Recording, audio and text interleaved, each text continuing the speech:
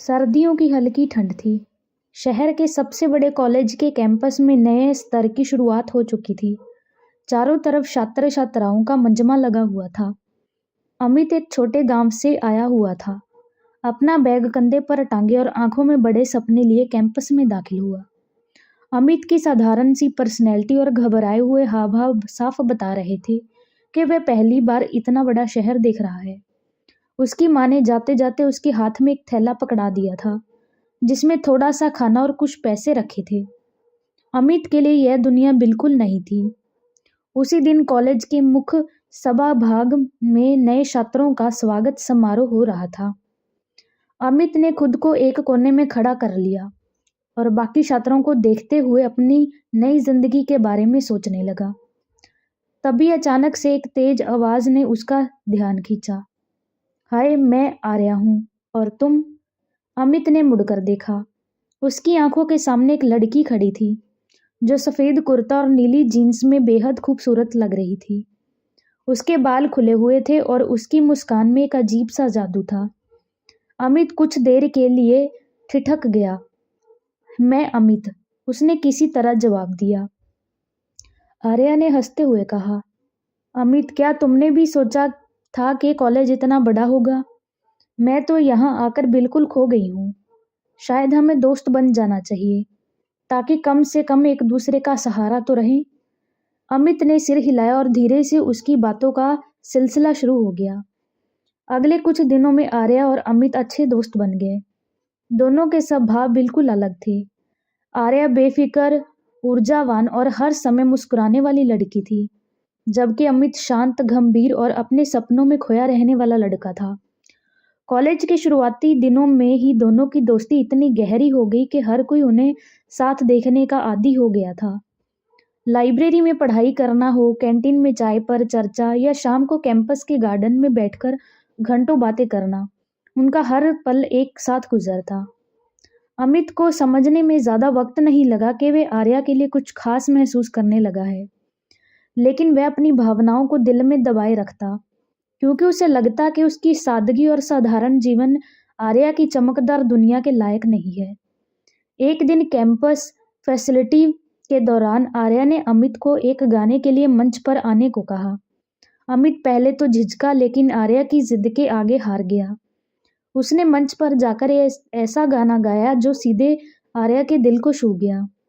तेरे जैसा यार कहाँ, कहाँ ऐसा यार आना। फेस्टिवल के बाद आर्या ने अमित से कहा, तुम्हें पता है, तुम्हारे साथ समय बिताने में मुझे लगता है दुनिया कितनी खूबसूरत है। तुम मेरे सबसे अच्छे दोस्त हो।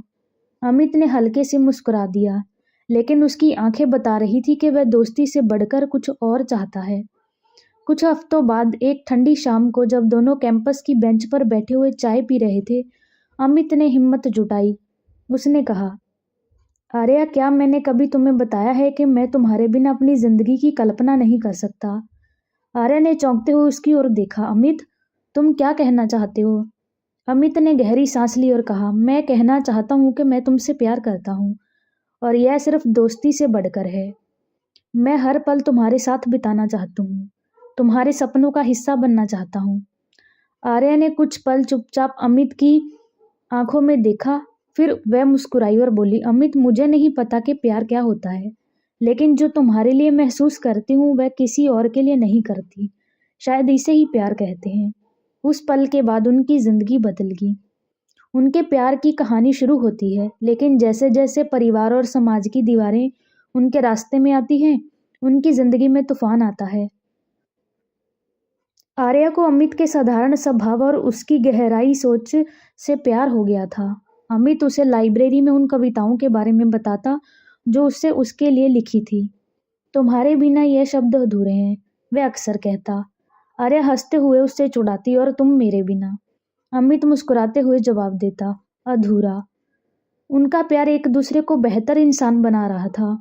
अमित ने आर्या को किताबों की दुनिया से परिचित कराया और आर्या ने अमित को जिंदगी का आनंद लेना सिखाया। लेकिन हर कहानी के साथ एक मोड़ आता है। कॉलेज के अंतिम वर्ष में जब भविष्य की योजनाओं पर बात होने लगी, अमित और आर्या को अपने परिवारों की सच्चाई का सामना करना पड़ा। अमित के माता पिता एक छोटे गांव में रहते थे, और परंपराओं में गहराई से जुड़े हुए थे। उनके लिए जाति और समाज की इज्जत सबसे ऊपर थी। दूसरी तरफ आर्या का परिवार एक बड़े शहर में रहता था। उनके लिए उनकी बेटी का करियर और एक संपन्न परिवार में शादी करना सबसे जरूरी था। आर्या ने एक दिन हिम्मत करके अपने पिता से अमित के बारे में बात की। माँ पापा, मैं अमित से प्यार करती हूँ। वह बहुत अच्छा इंसान है। हम एक दूसरे के बिना नहीं रह सकते। आर्या की बात सुनते ही घर में सन्नाटा छा गया। उसके पिता ने गुस्से से कहा, तुम्हारा दिमाग खराब हो गया है क्या? एक साधारण लड़का जो तुम्हारी बराबरी भी नहीं करता, समाज में हमारी क्या इज्जत रह जाएगी? आर्या की मम्मी ने उसे समझाने की कोशिश की। बेटा, तुम अब बच्ची नहीं हो। प्यार और जिंदगी में बहुत फर्क होता है। अमित तुम्हारे लिए सही नहीं है। इसी बीच अमित ने भी अपने परिवार से बात की, लेकिन उन्हें भी वही प्रतिक्रिया मिली। अमित, वह लड़की हमारे संस्कारों में फिट नहीं बैठती, और फिर वह हमारे समाज की भी नहीं है। हमें इस रिश्ते की मंजूरी नहीं देनी चाहिए, उसके पिता ने कहा। अमित और आर्या ने समाज और परिवार की दीवारों के खिलाफ लड़ने की कोशिश की। उन्होंने सोचा कि शायद समय के साथ परिवार और उनकी भावनाओं को समझ जाएगा। अमित ने आर्या से कहा, हम साथ रहेंगे, चाहे जो भी हो जाए। आर्या ने भी वादा किया, मैं तुम्हारा साथ कभी नहीं छोड़ूंगी। लेकिन धीरे धीरे परिवार और समाज का दबाव बढ़ने लगा। आर्या कर शादी के लिए रिश्तों का दबाव बनाया जाने लगा। अमित भी अपने परिवार के तानों से टूटने लगा। एक दिन आर्या ने अमित से मिलने के लिए कहा। यह वह दिन था जिसने उनकी पूरी जिंदगी बदल दी। बारिश हो रही थी। दोनों अपने पसंदीदा कैफे में मिले। आर्या ने गहरी सांस लेते हुए कहा, अमित, मैं अब और नहीं लड़ सकती। मैं हार गई हूँ। मेरे माता पिता ने मुझे मुंह मोड़ लिया है। उन्होंने मेरी कसम खाई है कि अगर मैंने तुम्हारे साथ जिंदगी बिताने की जिद की तो वह मुझसे रिश्ता तोड़ देंगे। अमित की आंखें भर आई। उसने कहा, तो तुम मुझे छोड़ दोगी? आर्या ने रोते हुए कहा, मैं तुम्हें कभी नहीं छोड़ना चाहती थी, लेकिन क्या करूं अमित, मैं अपने परिवार को इस तरह नहीं देख सकती। अमित ने चुपचाप एक डायरी निकाली। यह तुम्हारे लिए। इसमें हमारी पूरी कहानी है।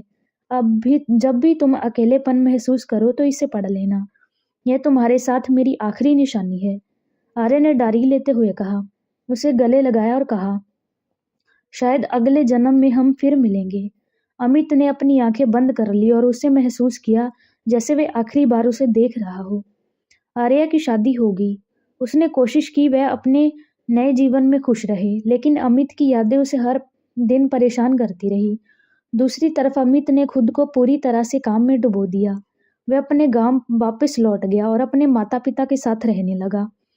वह हर रोज रात को अपनी लिखी हुई डायरी के पन्ने पलटता और उन यादों में खो जाता। उसने कभी शादी नहीं की। उसके लिए उसकी जिंदगी आर्या के साथ ही खत्म हो गई थी। सालों बाद अमित बीमार पड़ा तो उसने अपनी आखिरी सांस लेते हुए अपनी डायरी को अपने पास रखा। उसकी आखिरी ख्वाहिश थी कि आर्या की वह डायरी वापस मिल जाए। डायरी के आखिरी पन्ने पर उसने लिखा था, तुम्हारे बिना जीना मुश्किल था, लेकिन तुम्हारी यादों में मरना आसान है। शायद अगले जन्म में हमारी अधूरी कहानी पूरी हो जाएगी। जब वह डायरी आर्या तक पहुंची तो वह उसे पढ़ते पढ़ते रो पड़ी। उसने आसमान की ओर देखा और कहा, अमित, मैं तुमसे माफी मांगती हूँ। शायद मैं तुम्हारे प्यार के लायक नहीं थी, लेकिन मैं हमेशा तुम्हें याद करूंगी। अगले जन्म में मिलना अमित। यह कहानी हर उस इंसान को समर्पित है जिसने प्यार में किसी को खो दिया, लेकिन उसकी यादों को जिंदगी भर संभाल कर रखा।